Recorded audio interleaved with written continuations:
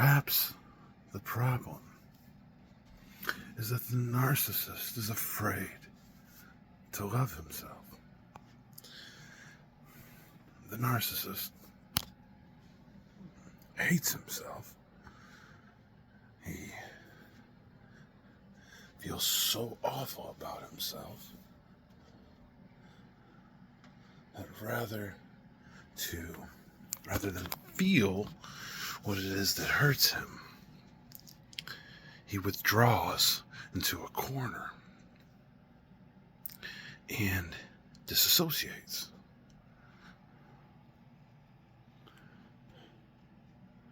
But not so much in the sense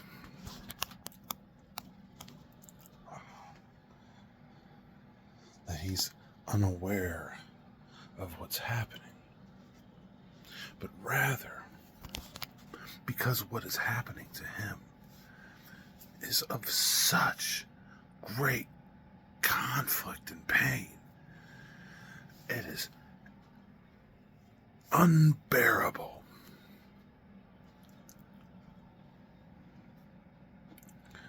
So much so that the reality of it is difficult to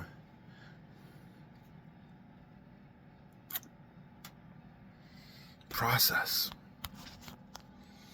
It is existential. This cannot happen.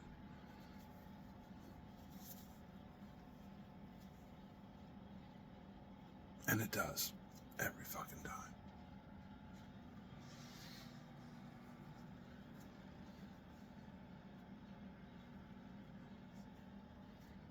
And it does every fucking time. And each time, more fucked than the last. And what does the narcissist do? Does he blame the partner? Of course not. Of course he does. He does both. But mostly he blames himself. And he hates himself.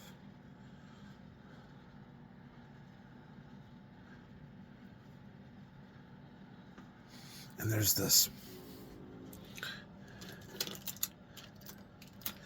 great imbalance between the man empowered by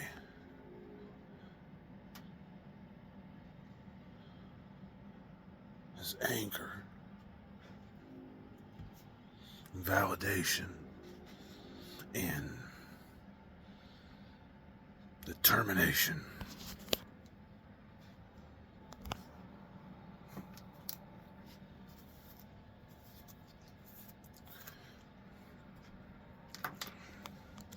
But see, therein lies the problem. Because the narcissist is still removed.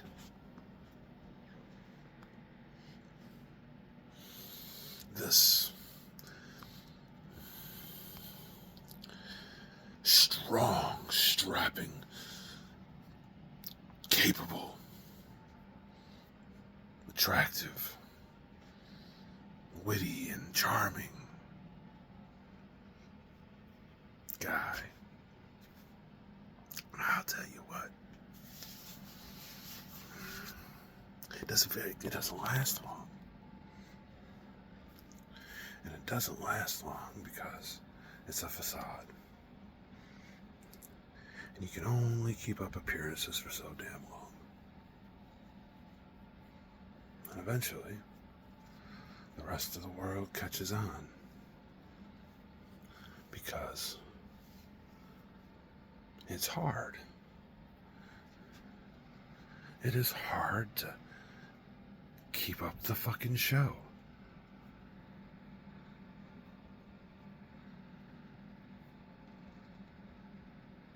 So inevitably,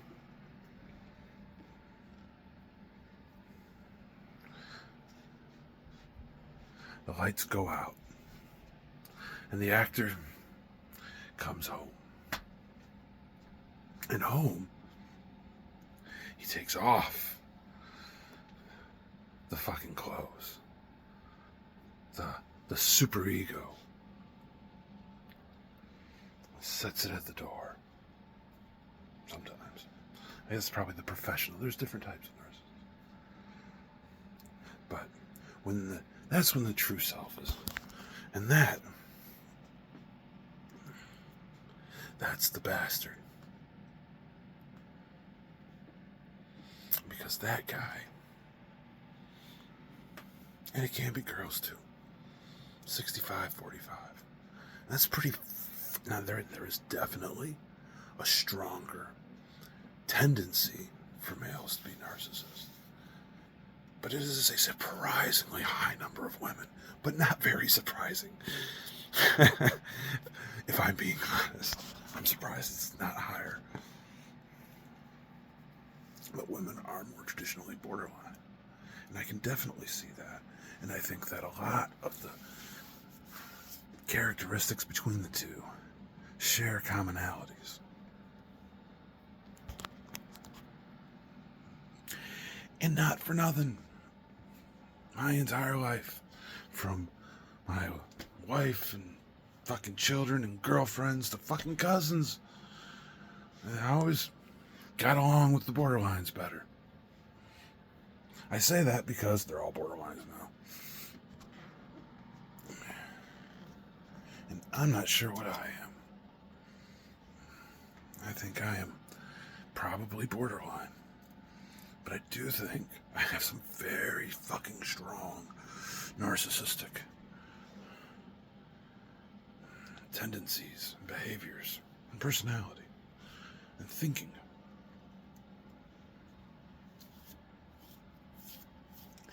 And today,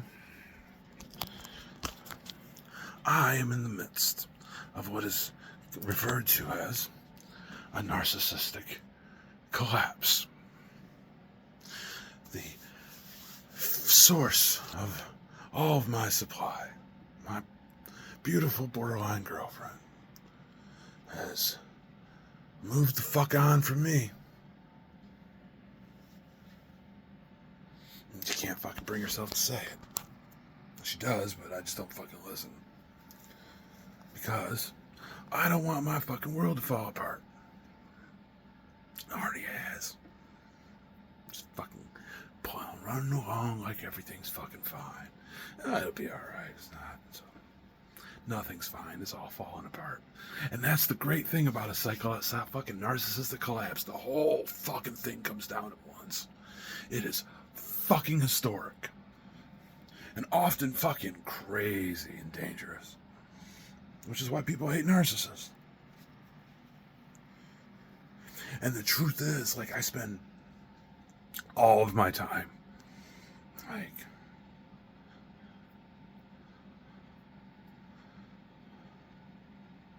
thinking about her. Barely on her mind. I am used up narcissistic supply. Expended narcissistic supply. I have lost my value. I say that and she texts me.